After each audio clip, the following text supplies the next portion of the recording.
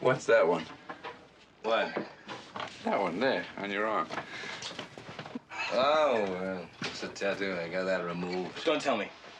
Don't tell me. Mother.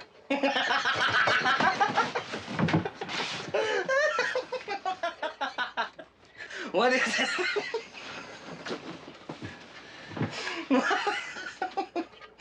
Mr. Hooper, that's the USS Indianapolis.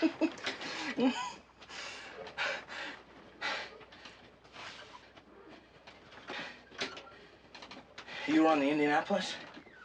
What happened? Japanese submarine slammed 2 torpedoes into our side, Chief. He was coming back from the island of Tinian to Leyte and just delivered the bomb, the Hiroshima bomb. 1,100 men went into the water. The vessel went down in 12 minutes. Didn't see the first shark for about half an hour. Tiger, 13-footer, you know that when you're in the water, Chief? You tell by looking from the dorsal to the tail. What we didn't know was our bomb mission had been so secret.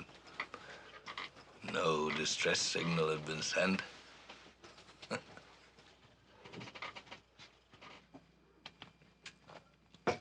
They didn't even list us overdue for a week.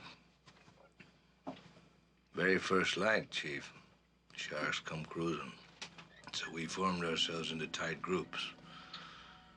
You know, it's kind of like old squares in a battle, like you see in a calendar, like the Battle of Waterloo. And the idea was, shark comes to the nearest man, that man he starts pounding and hollering and screaming. Sometimes the shark would go away.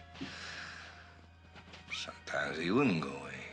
Sometimes that shark, he looks right into you, right into your eyes. You know the thing about a shark, he's got lifeless eyes, black eyes, like a doll's eyes. When he comes at you, he doesn't seem to be living until he bites you. And those black eyes roll over white, and then, oh, then you hear that terrible high-pitched screaming. The ocean turns red, and in spite of all the pounding and the hollering, they all come in and they rip you to pieces.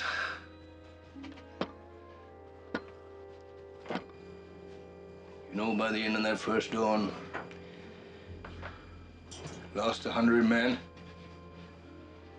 I don't know how many sharks, maybe 1,000. I don't know how many men. They average 6 an hour. On Thursday morning, Chief, I bumped into a friend of mine, Herbie Robinson from Cleveland.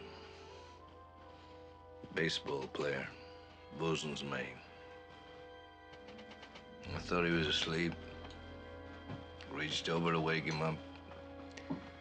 Bobbed up and down in the water. It was like a kind of top. Upended. Well, he'd been bitten in half below the waist.